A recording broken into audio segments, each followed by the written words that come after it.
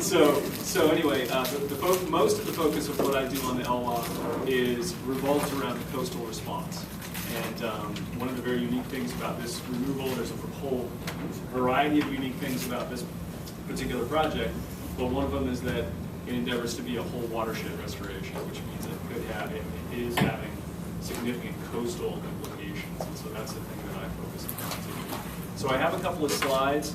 I don't know if I have enough time for all of them, but I'll dive in. But the thing that I sort of wanted to know before I do is, do you all have any, I guess, specific questions about this kind of side of things, the dirt side of things, that I can try to gear towards? Because I can just blabber. I probably will, even regardless of what you ask right now. I always have something to say, but I'm wondering how everything's going with growth factor in the sediment. Like everything's growing okay? Oh, you're talking about like the re-veg effort? Yeah.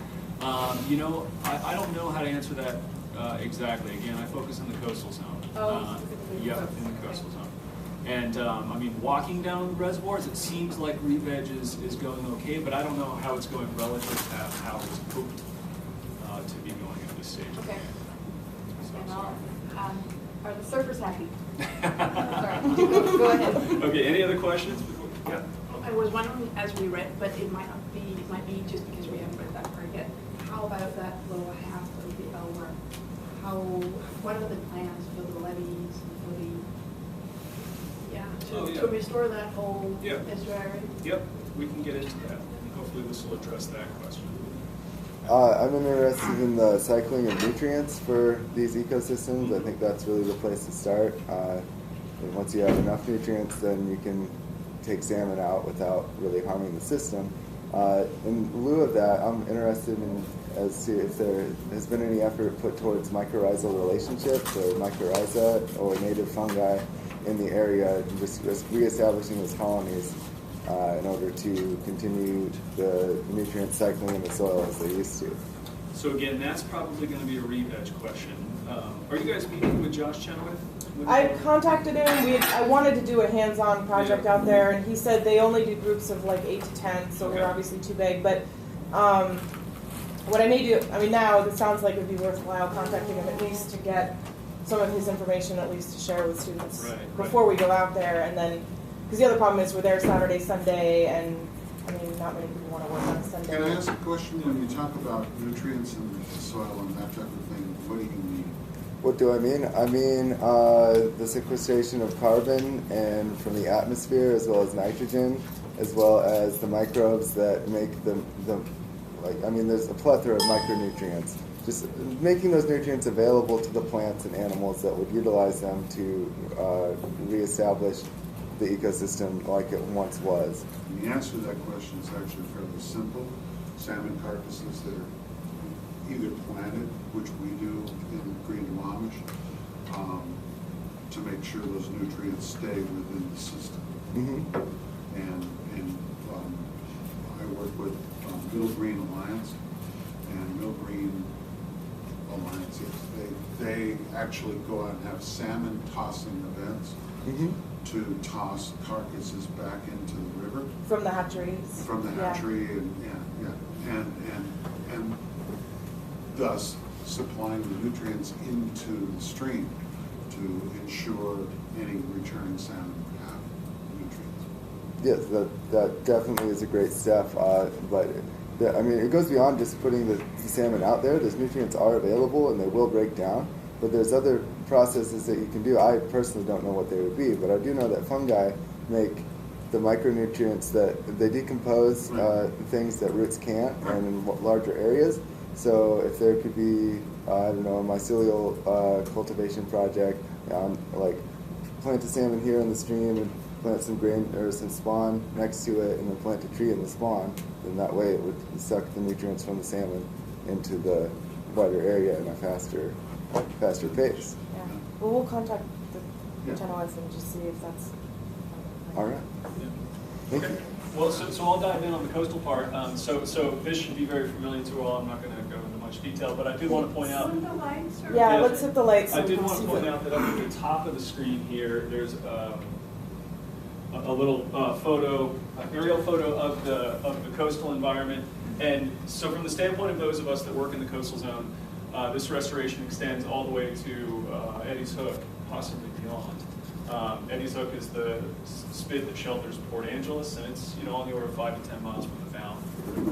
So I just wanted to sort of point that out as we progress through here. And so, so I'm called a coastal hazard specialist with SeaGrant. So I work on issues related to hazards, obviously from the coastal environment. I work with communities around the Olympic Peninsula.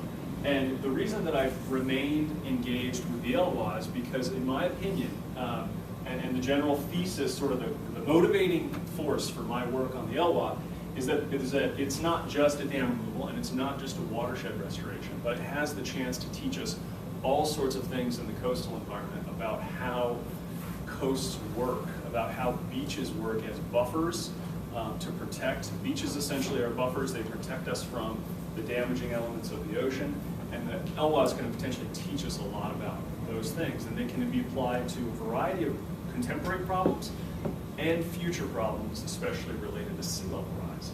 So, hopefully you'll get some sense of why that might be towards the end. This is obviously a time lapse of the lower dam coming out. Very cool to watch. This is online if you want to stare at it 20 or 30 times. It's pretty cool to check out repeatedly. So I'd like to start with a little bit of background. So you are probably fairly familiar with this, but I'd like to point out that as we go through this ground-breaking dam removal, it's also interesting to think about the ways in which the installation of these two dams was also groundbreaking. And there's a whole variety of reasons for that, but I just wanted to illustrate one, and that is that they were sort of forerunners of this golden age of dam building that happened in the 50s, 60s, 70s in the United States. So they were early large dam installations in the United States, and for the region, they were a big deal. It's also worth pointing out that, and you guys also know this, that dams are still the right answer for a lot of problems around the world. And so dam construction, that golden age of dam building, even though it's waning in the United States, is not waning globally. We're still on the upswing. And there's a lot of countries that are installing a lot of large dams. This is the Three Gorges Dam, which by a lot of measures is the largest dam on the earth right now.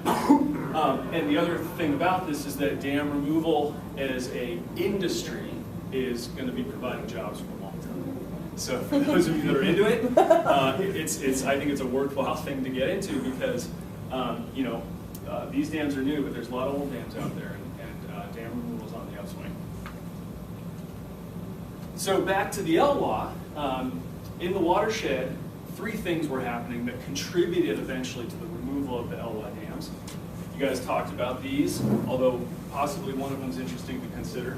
But essentially, they blocked the upstream passage of fish, right? So there was a decline in fish populations in the river. And then they blocked the downstream flow of sediment to rivers, estuaries, and beaches. This is the thing primarily that I focus on. Then the third thing, which is really important for the Elwha, is that in a lot of ways, those dams were unsafe. The lower dam in particular was not built very well. In fact, it blew out when it was first filled. And so those 3 factors contributed to the removal of those dams. This is a big one from the standpoint of dam removal, and not to be ignored relative to the ecological influences of dams. Dam safety is a major factor in terms of motivating removals. Uh-oh, what happened? All right.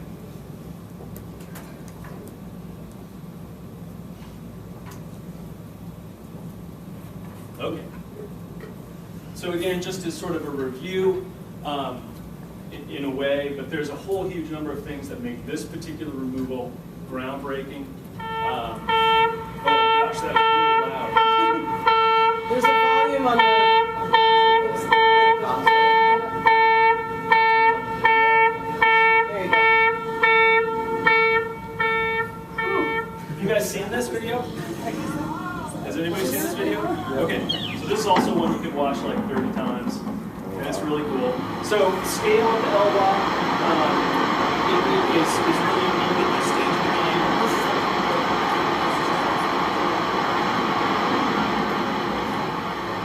This obviously is not the Elwha.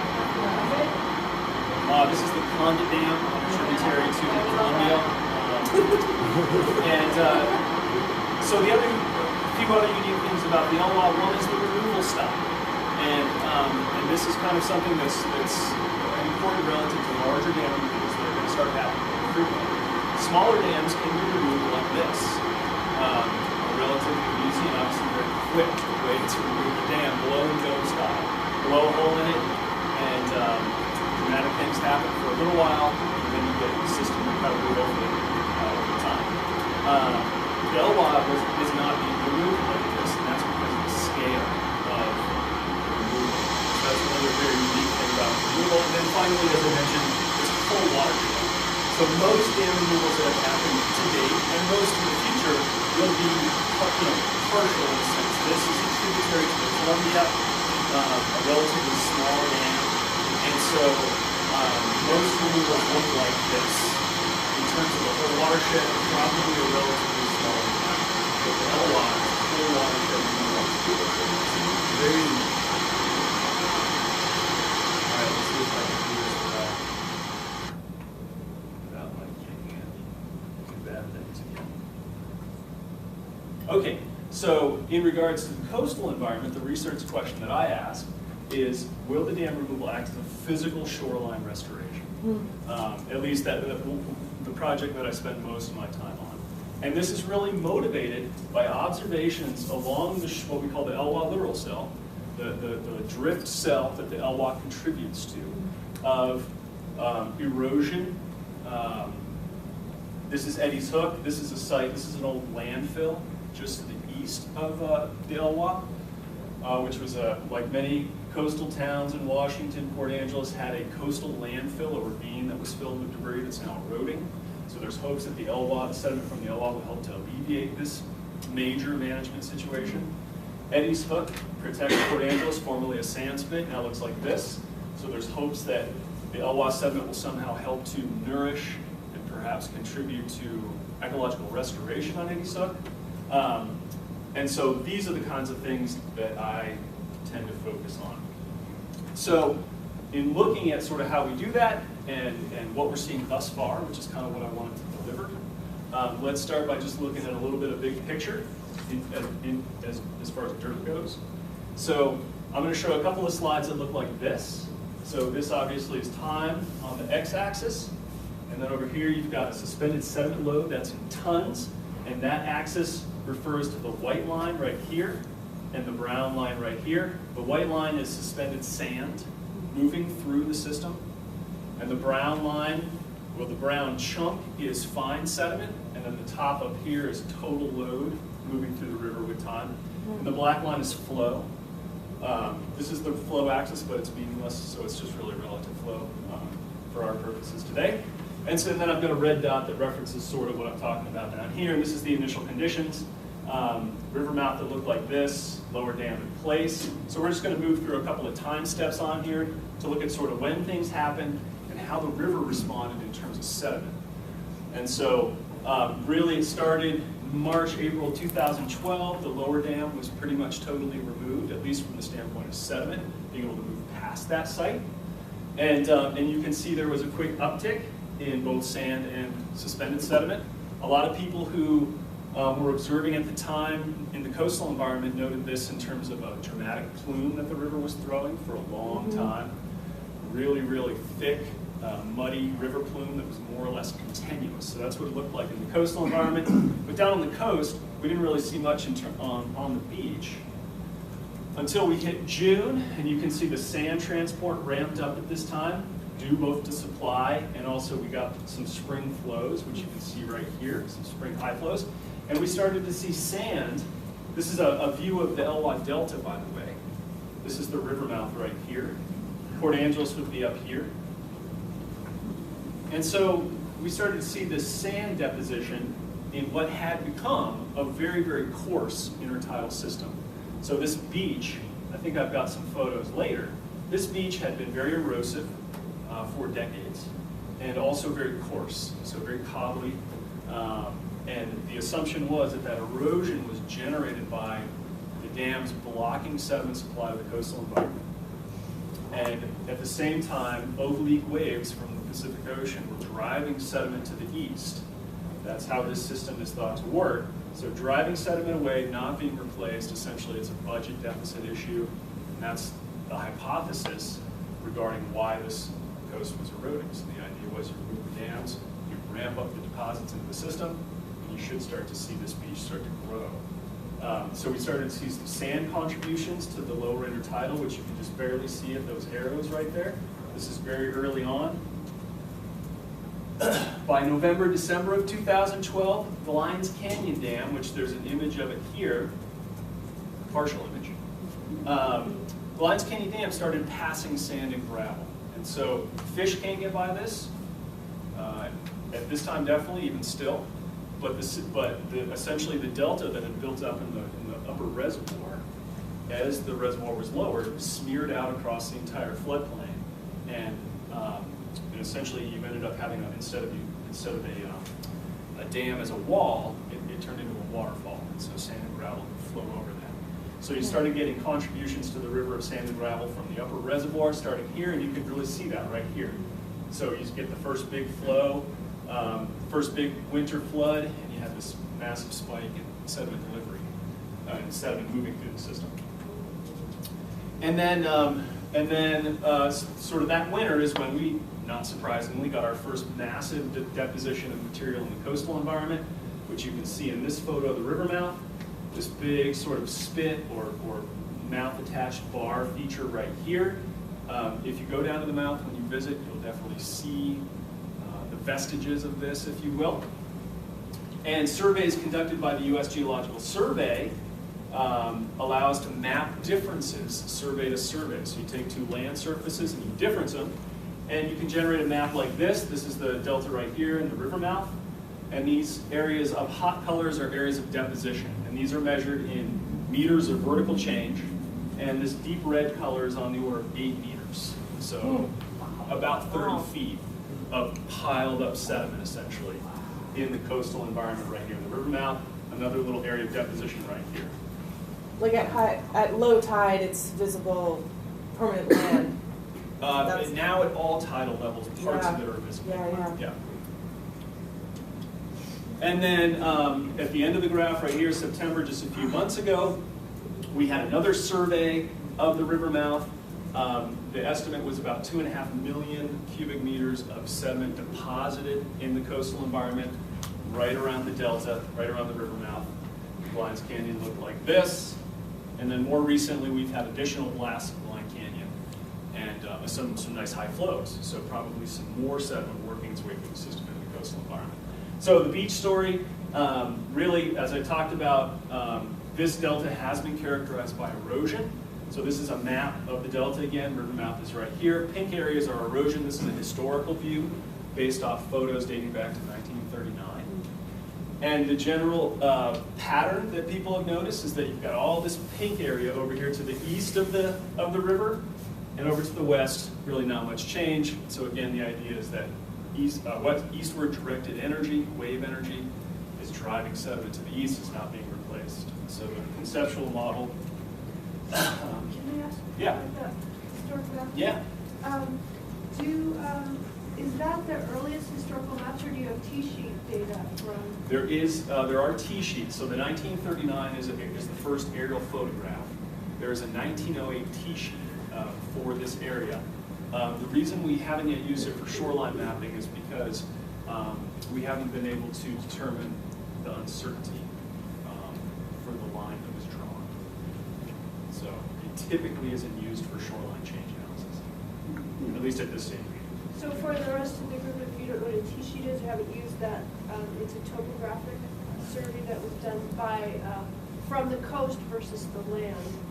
And for instance, there's a very good one for the Duwamish River. Most of the river mouths on the coastal shore. So using our government land office surveys of the land are so much less about measuring the water bodies. So it's some of the most accurate snapshot of historical data that we have. Yes, in a lot of cases, the only image, yeah. Certainly. Yeah, so I'm a little confused, so like, Me too. so now because the dams are gone, has Yeah. the shoreline increased? Is that what that's showing? I'm gonna get there. Okay. Yeah, I'm gonna get there for sure. All right. And relative to the question about the levees on the estuary, I just wanted to point out that this map, these green lines are the two, well, this is a levee, this is really a dike, but same idea, big mound of earth. So that's what's shown in the green right here. No plans to move these, either in the past or discussed currently. Well, there's discussions, but no plans. And did they change the path of the river there too? Like, they just straight cut or something? The lower river has been, when this levee was put in the mid-60s, essentially a channel was bulldozed because the river had swung way over to the west here. So it was reoriented and this was built. But there's nothing holding it in place within these lines. There's nothing holding it in place now. Is that what you were? Well, it just looks like, yeah, like the river mouth was moving. Well, it has moved over this time period. Yeah. And it moves every year, pretty much. So within this area. Okay. So that alongshore transport of sediment along the beach so the evidence for that is very clear. Eddie's Hook is evidence for that, which is to the east in the system, Sands Pit. That's what we call an accretion feature, an area where sediment deposits. But we can also look over the short terms at sediment transport on the beach itself. This is a view of the beach. Again, you can see how coarse it is right here. And you can see these very oblique waves that move at a very oblique angle from the Pacific Ocean. And I'm going to show you a couple of maps of sediment movement along this beach over a couple of different days with different wave heights. So a lot of our ideas about how this system works comes from work like this. This is work that I did for my dissertation. You're going to see a couple of things. These two lines are the beach. So this is land, this is ocean. That's a scale that gives you a reference for how big of sediment is being tracked. And the map will look like this. The X is the starting point, and the circles are where the rocks ended up after a single tidal cycle, so 24 hours and 50 minutes. And then this is the wave height, HVO, breaking wave height, 0.3 meters, about a foot. And so this was, and these rocks were tagged with pit tags, which some of you may be familiar with, used in fish a lot, used in livestock. It can be used in rocks, as it turns out, and tracked. So that's a low wave day. And as you ramp the wave energy up, 3 feet in this case, these things really start to move. Here's the length scale down here.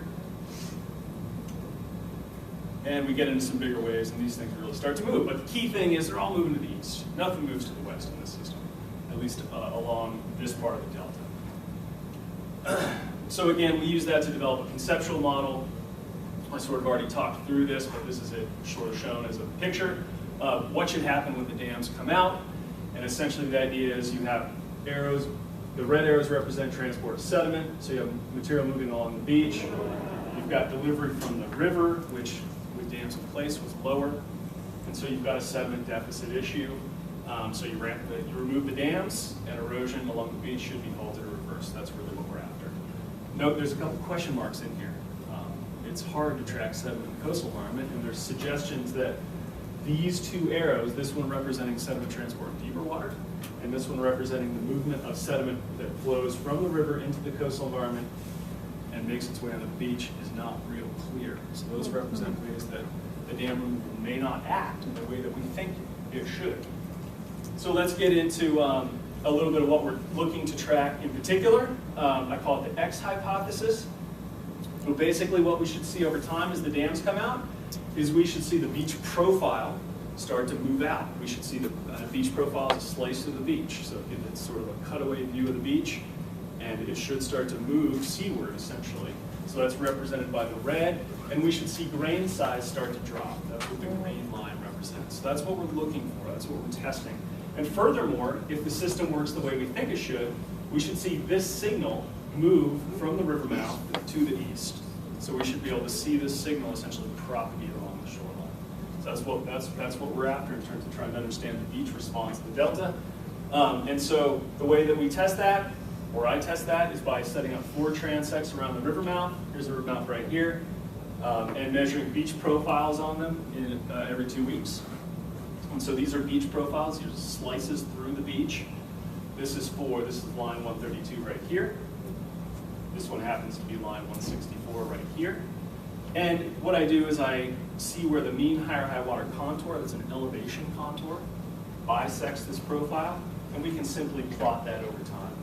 So it gives you a view that looks like this. So here's time on this axis, starting in April 2011, so before the dam removal started.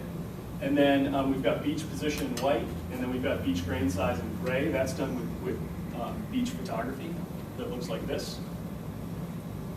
You can use these to estimate the grain size. And so the key thing here is that we see to the west of the river mouth, this dam removal signal right here, beach position is moving out, grain size is getting lower. So we're seeing a signal over here to the west of the river mouth. And so the spikes in the grain size, is that with the winter rains, or was that when things? This is before we really saw a significant response from the dams. That's just probably natural variability. The beaches don't stay, as you probably know. Like you can walk on the beach around here one day and it's sandy, you can come back the next day and it's cobbly. So that's what happens out here. Wait, did you say that was to the west? Or? This is to the west. To the west? Yes. Okay, gotcha. This is to the west, yep. To the east, this is the first line to the east, so right near the river mouth, we see it quite dramatically. This white line going up, the beach pushing out, grain size dropping to sand, essentially. However, this is so close enough that it's really part of that big chunk of stuff that came out last winter, essentially a year ago. As we move a little bit further to the east on the delta, this, by the way, is the lower Elwha reservation, this area right here. And when you go to visit, you'll probably end up down here on the end of Charles Road, so you'll be looking at one of my lines right here. And here, we're not seeing the response yet, so this has kind of been an interesting thing. So here's beach position. A slope like that is erosion. So these beaches have been eroding very dramatically. These go back to 2011, but ongoing erosion. And we see that grain size is more or less just as coarse as it has been for a while. So you'll probably observe that when you go out here in March. And you can actually walk from the river mouth along here, and you will hit a line where it turns from sand to cobble, just very dramatically. So do you have some kind of an expectation of timeline when you will start to see it on these sites? So based on the maps that I showed you of sediment transport before the dams were removed, we thought this would happen pretty fast because that stuff was moving so quickly along the shoreline. So it's been now about a year since we could identify sand being delivered to the environment. So we thought it'd be faster along the beach. Can I ask yeah. some of your models too? Are you at times using lahars? And like I'm thinking of Mount Rainier and some giant mud flows and debris flows, and you know in the paleo record that's it's big bursts and then it takes a while to catch up. So are you using any models of those kinds of debris flows when you're modeling? Not really, no. And part of that's because, although it's an interesting analog, part of that's because the delivery of this material, I don't think anyone had really sort of conjectured regarding how quickly this deposit would happen. And it happened in like a week. And I think the assumption was that it would be sort of a slower flow from the river into the coastal environment. But it turned out that it was very rapid. So that's definitely, I think, a factor in how this is now distributed. Anyway, I don't have too much more time, but we can use, this is the same map I showed you earlier.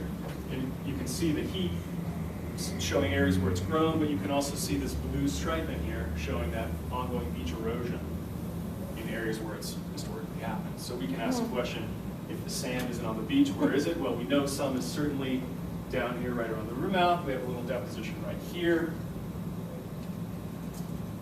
This is kind of an interesting view, though.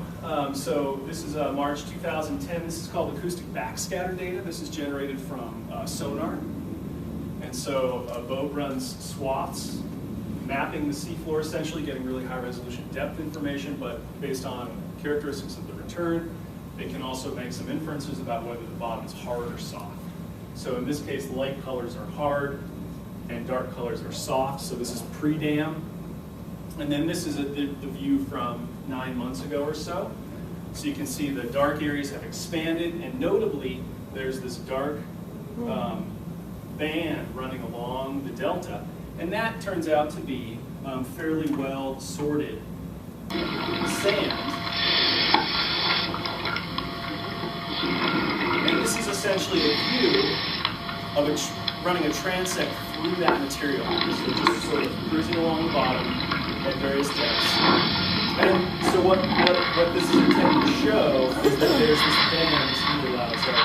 There's this band of well-sorted sand, fairly coarse, which you can start to see here, but fairly thin. It's just what this represents, this material right here. But the key thing is that it really hasn't moved much past the delta. So it kind of peters out in this area right over here. And this is the river mouth.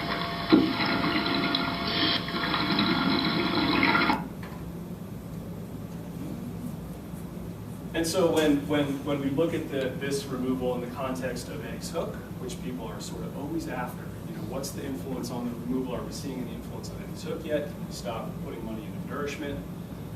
You have to conclude based on those data that I showed you previously, and this is another view based on differencing survey data from 2004 and September of 2013, that really the dam removal influence extends to the Elwha Delta, but no further at this point.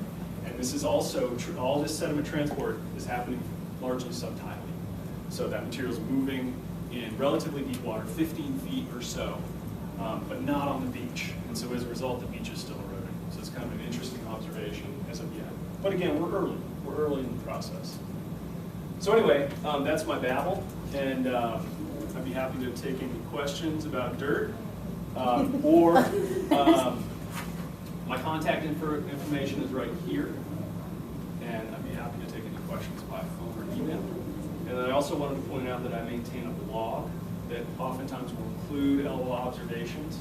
So you can check that out. I posted that on Sakai, but feel free to check it out. And that's where I saw, I mean, the students you're doing with Peninsula College, the work you're doing with Peninsula College students, I just thought was really great. Yeah. Checking them out in the field. Cool. I did have some questions about climate change, and this year is just so interesting. This winter so different than other winters. Mm-hmm. What changes you see even in the last 3 months as compared to last year, the year before, like as far as... At the Elwha in particular? Yeah. Well, one thing we haven't really seen this year at the Elwha, which is, we also haven't seen much of it in Washington in general, is coastal flooding. Mm-hmm. And a lot of that's because it's been a really tame winter from the standpoint of low pressure. Right. And so, you know, we have these winter king tides, these relatively high astronomical tides, and usually in our area we also get sometimes 1, sometimes 2 feet of usually pressure-driven tidal surge on top of them. And that's what really generates the coastal flooding events. And at the Elwha Delta, which is really low in elevation, they also tend to generate overwash events. And that's when the beach really gets set back. Every winter typically will get flooded and set back, you know, a meter, sometimes 2 meters. So we really haven't seen that this winter, which has been kind of interesting.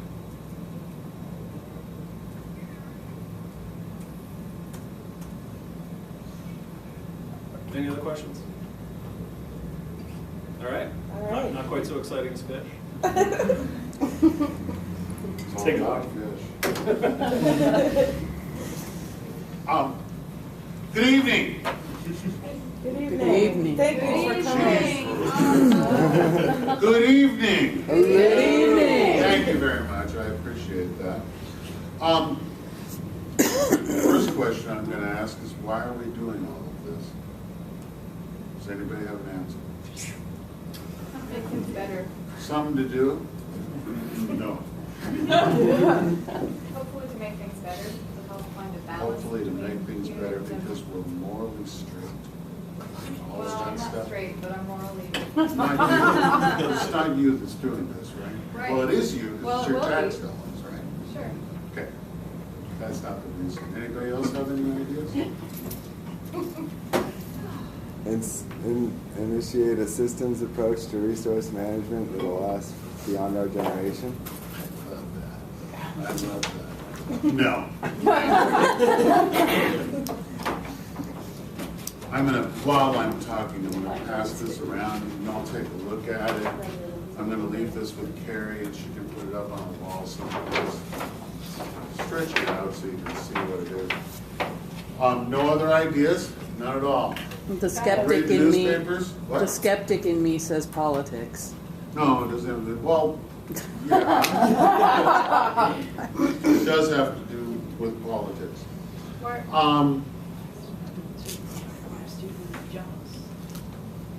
In 1999, the Endangered Species Act basically said that in this, I'm looking for the right evolutionary significant unit for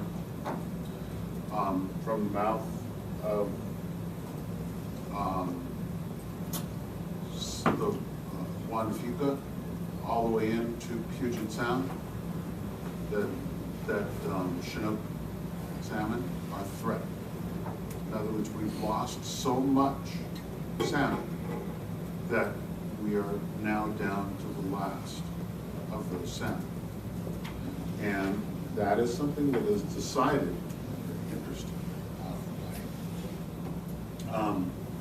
NIMS, National Institute of Marine Fisheries, and which is part of Department of Commerce.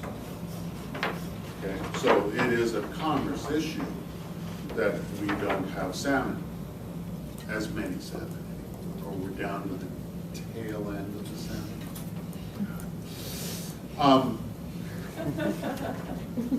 So that happened in 1999.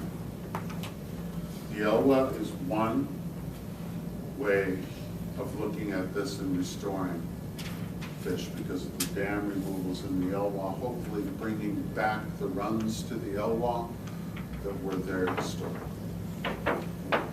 But there are many watersheds in Puget Sound. I was on the steering committee for Water Resource Inventory Area number 9. Okay, this is how originally all the watersheds were titled resource areas, right? Or water inventory resource areas, so that, you know, the state had already designated these areas. And so what we did to come together, to put together a plan to restore salmon, is that each inventory area around Puget Sound put together a habitat plan. Okay, that's one of the agencies. You put the screen up. I put the Oh, yeah? 4 of them up there for you, with a really terrible drawing of the salmon. 4?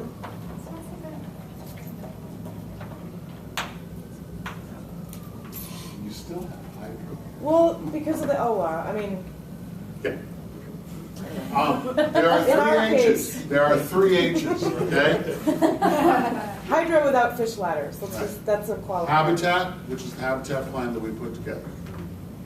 Harvest. How many fish are you going to take out in an endangered species? Hatcheries. They're not wild fish.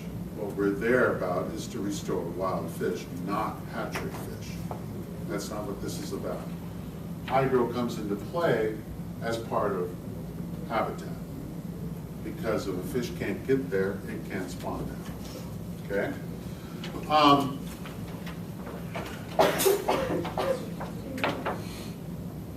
The Green-Duwamish watershed, which is Water Resource Inventory Area number 9, is the most populated watershed in Puget Sound.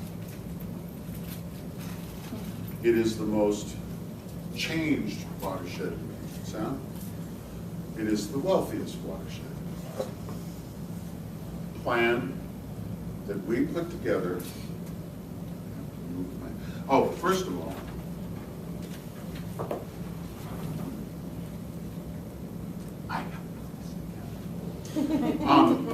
this is the habitat plan.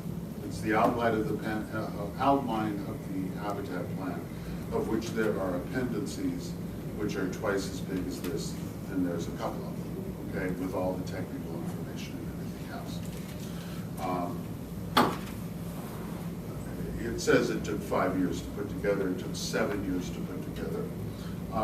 The issue with this is that you had an innovative idea on how to do this.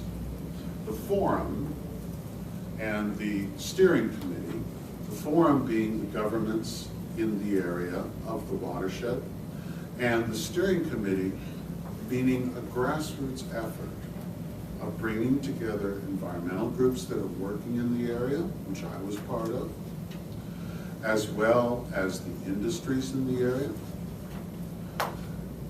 as well as all of the governmental regulation people, fish and wildlife, ecology, all kinds of different people, Corps of Engineers, all of that type of stuff, into one forum, so that everybody's at the table. Now, if you live out in Black Diamond, okay, and first of all, I want to make sure that you know a little bit of geography about the Green-Duwamish watershed, okay? Black Diamond, Enumclaw, way out east, mostly farms, mostly rural, and that type of thing. Some housing developments, obviously, but it's still mostly rural. In those areas, WRIA-9 was looked at as a pseudo-governmental agency that was there to take everything away from them.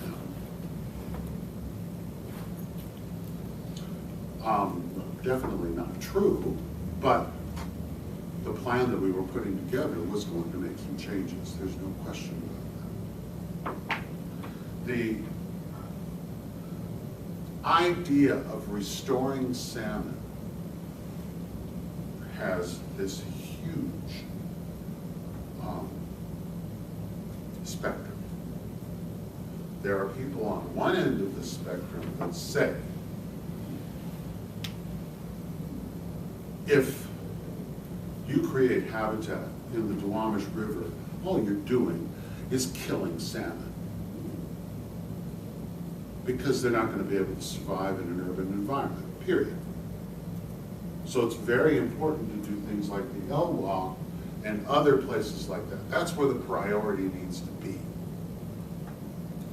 Then you have people like me that have been doing salmon restoration work for over 35 years, and we see it making a difference, that more fish are returning because of the habitat that's in the river now. And they're not dying.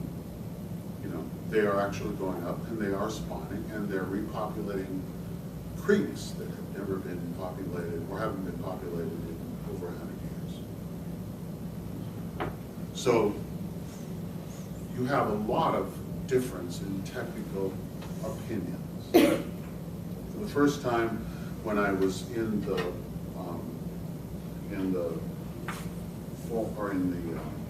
steering committee, I heard a term that I'd never heard before, and that's called sublethal. Okay?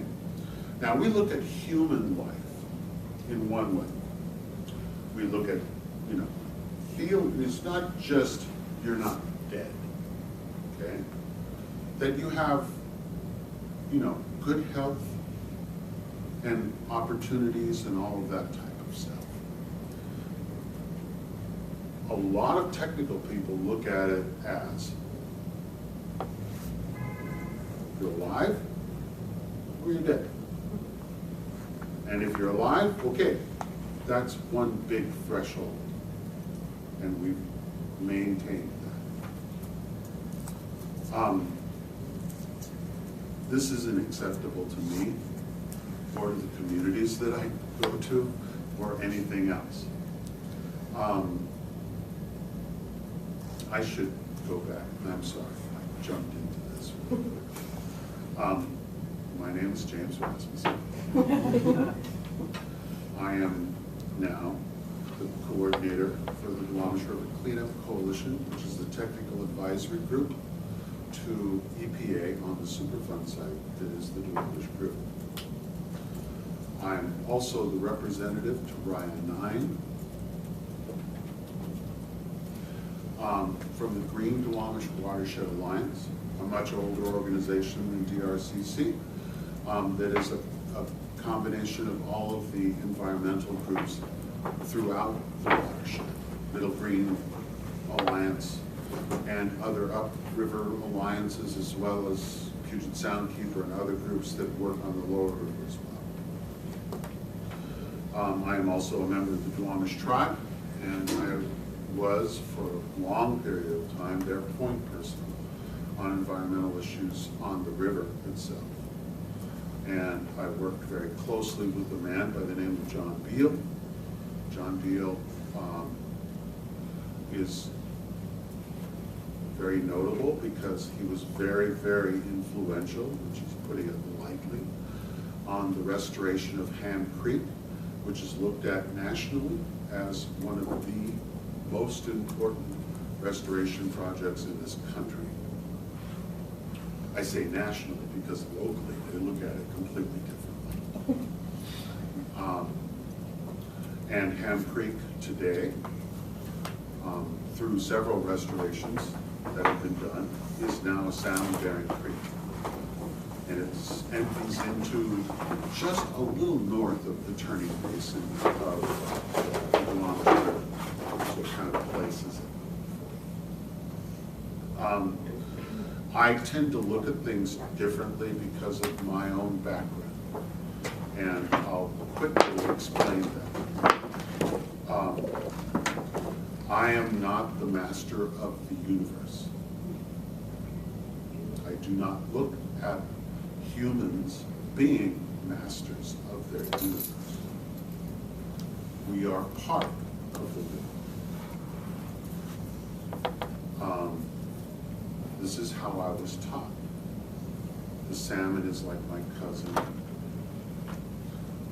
Cedar trees are like my grandmother and grandfather. And the reason for them being an important part is because my people, Duwamish people, their houses, their canoes, their baskets, their clothes, were all made from cedar trees. Little critters, as we used to call salamanders, wet puppies, and those kind of things, are all related to me. They are part of my family. I am not on top of that. I am part of that. Indeed, an orca whale is much more higher, as far as I'm concerned, on that pecking order than I am. I am somewhere in the middle. And that kind of looking is a completely different way of looking at things than we normally look at things. But interestingly enough, becoming more and more popular as far as a way of looking at restoration projects and those type of things. That the more we're able to become and understand and be sensitive to our environment, the better off we are going to be in the future.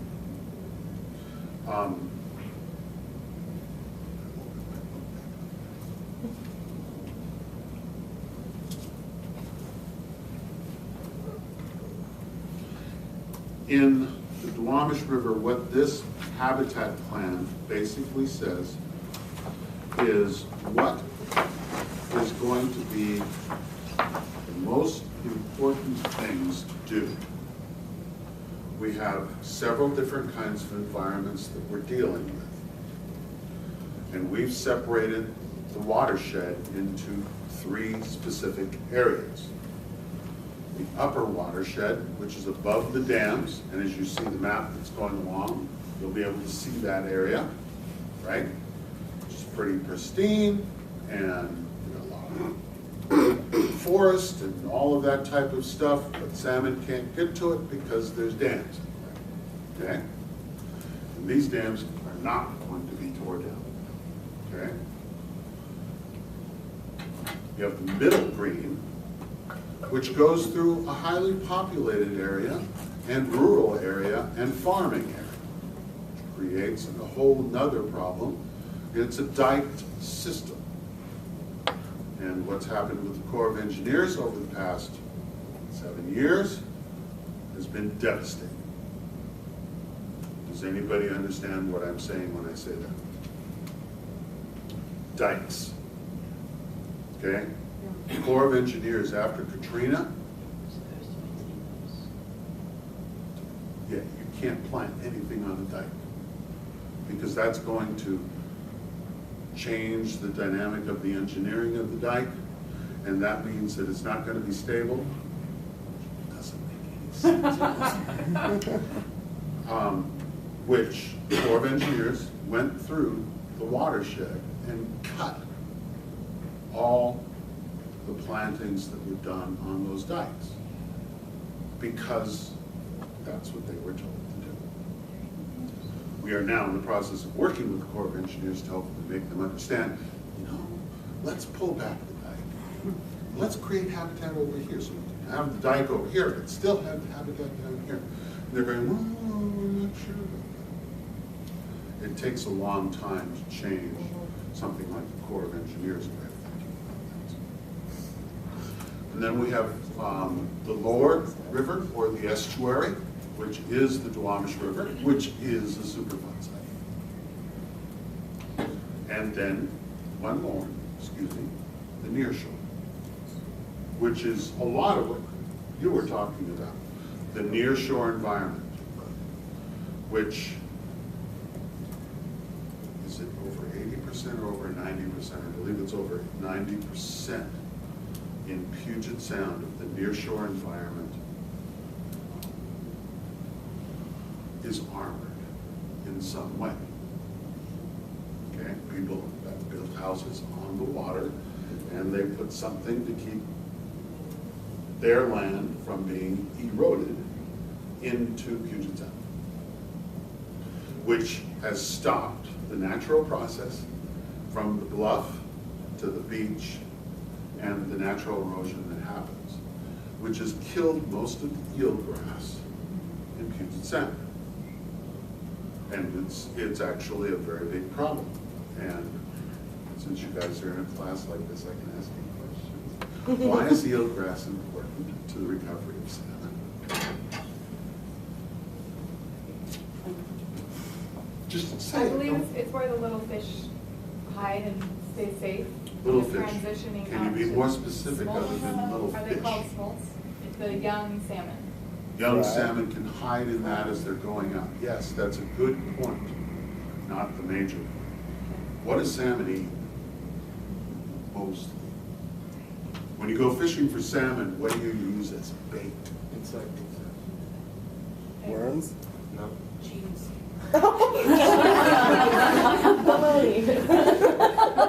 I'm not going fishing with you guys. Herring. Oh, really? Use herring as bait. So are they eating the herring and the eelgrass because Herring, that's their habitat, is the eelgrass. And it has been decimated in Puget Sound, and that is the habitat which is the major food source for salmon. More importantly, as they're returning. Yes? I was just, maybe talk about the mouth of the Duwamish 200 years ago, from what you know, and even Cindy's research, but just to describe kind of what, to see the change of how that But is. the changes that have happened in the Duwamish River over the last 150 years, okay? I'm not that old. But the Duwamish River and the estuary in the Duwamish River was one of the largest mud flats on the west coast, between Beacon Hill on one side and West Seattle on the other side. Big hills, right? If you were in the East Coast, they'd call them mountains. We call them hills. Was the estuary for the Duwamish River. One part of it went around one way. There was an island in the middle, which they identified and they called Mud Island because that's what it was. It was just a big thing of mud, which had all kinds of things. One of the things that I like to describe because of the work that I do, I describe it to people, is this was our industrial area, right? We were able to collect so much stuff from this area that you would never, I mean, if you've ever seen Survivor Man or some of those shows on television, that if it plopped you down 150 years ago in the Duwamish Delta, if you starved, you're stupid, okay? Because there's so much life there, and you can basically make anything that you want to because there's so many plants that you can use to do those type of things. This is a very, very rich area. And that was one of the establishments for the Duwamish Tribe because we're a very generous people because we have a lot of stuff. It gave us a lot of friends because we were able to give a lot of stuff away to people, and that was an important thing. So the changes here were a meandering stream from where the turning basin is today, which is just where the city starts or stops and Tukwila starts. And the meander, it was large, and I didn't bring any maps. I was thinking about that when I'm driving here. So I should have some maps. And yeah, Carrie knows what I'm talking about. She created a map. I can share them with people if they want. Good, good. We have 2 South Park residents here too, so. I'll go get some of the maps. Okay. But our map shows not only the upper watershed after the dams, Kent, Auburn, that area, but also shows the Duwamish area as well, and shows the old river the way it used to be in a very gray form that you can still see, you know, that doesn't take away from all the things that are going on today. So what we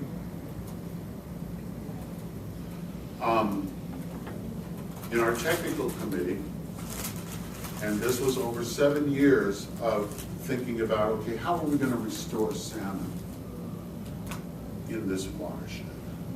A highly changed watershed, but still one of the only watersheds that had a wild run of salmon. It's amazing, right? This watershed, and it was supported because we had a hatchery on the watershed. And that hatchery intentionally took what wild resources would come up the river and repopulate with the genetics of the wild salmon. So it is a genetically varied population, which is incredibly important for salmon, okay? You're not all from the same mother, right? It's really important that it's not the same family. Same thing happens with us, happens with them, okay? And so the repopulation of this area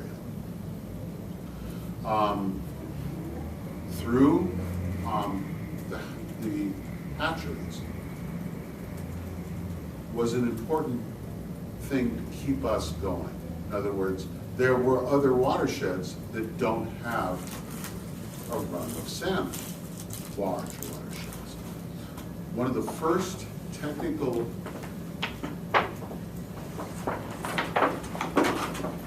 presentations that I heard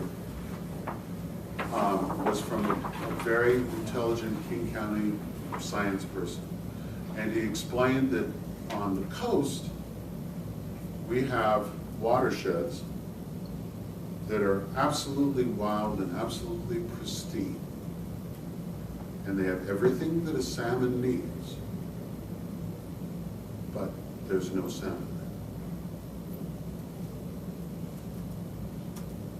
there. Nobody knows why, but there are some watersheds that just don't have them. And why or anything else, nobody can really figure this out. His reason for saying that is, what you do in the watershed, we hope is going to help salmon. But we don't really know why they go to one place and not another place.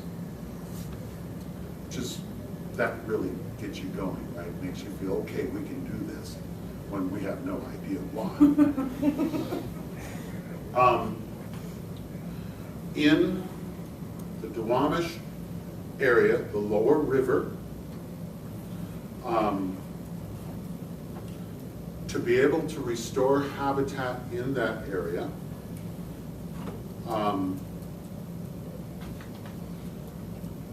our target for palestrine and riverine tidal wetlands, shallow channels as well, is 108 hectares. Okay, it's the first time I ever ran across that term, and I actually had to look it up, and I went to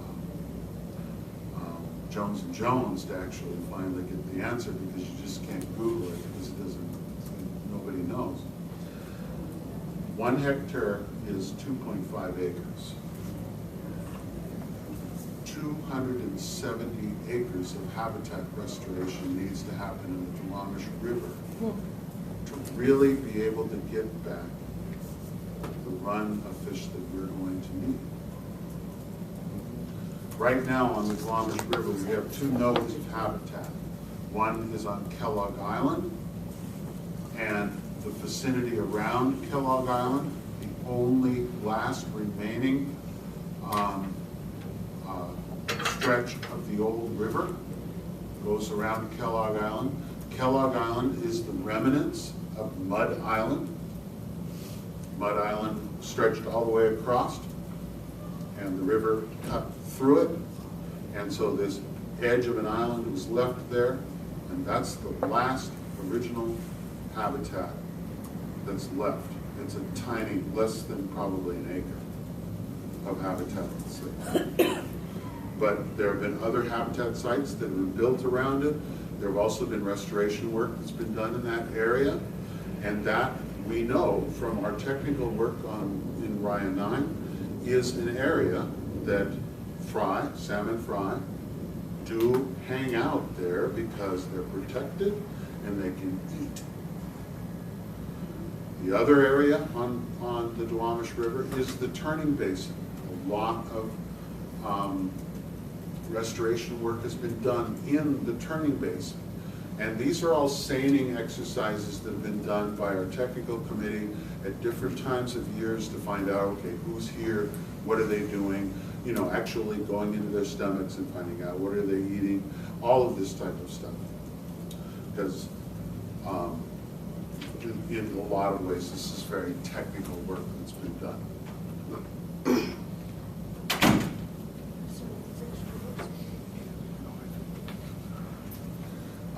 The map.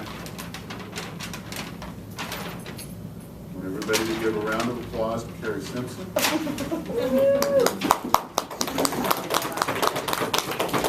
She's the one that put this together. Well, not everything, but well, yes. Yeah. We didn't have a map of the Duwamish when I started working there, and it made me mad, so I made a map with a lot of people helping me. Obviously, this is the lower Duwamish here, Tukwila down here. And the nice part about this map, you turn it over, and it continues. So it shows the rest of the watershed as well. Even though we focus on the lower Duwamish, it was very important to show the connection of the rest of the watershed. What is there? Because as far as we're concerned, it's a river, it's not a waterway. Does everybody understand? If I tell you we're trying to restore the Duwamish waterway, or we're trying to restore the Duwamish River, which one is more effective?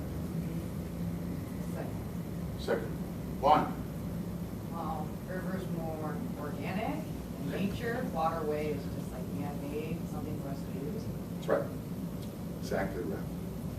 Which is why the Duwamish Waterway Group, Port of Seattle, City of Seattle, King County, Boeing Company, the possible responsible parties, or probable, whatever they call them, Perps. referred to the Duwamish River as the Duwamish Waterway. Because it's been dredged, and it is now navigable. So it's a waterway. And why communities and everybody else around it refers to it as the Duwamish River. Because even though it's been straightened, it's still connected to the Green-Duwamish, or the Green River. And actually a portion of the original Duwamish River, and then it becomes the waterway? I don't think so. Still is the river. As far as salmon are concerned, it's still the river. As far as all kinds of wildlife is concerned, it's still the river. And that's the important thing that we have to keep remembering. The habitat plan that we've put together is going to probably cost around $70 million to do all the habitat work that needs to be done. So with this plan, whenever there are monies available to the watersheds to be able to do habitat work, everybody puts their projects out. And all of our projects come from our habitat plan now, because they're based in science, and we know what needs to be done in the watershed to be able to restore salmon in the watershed. And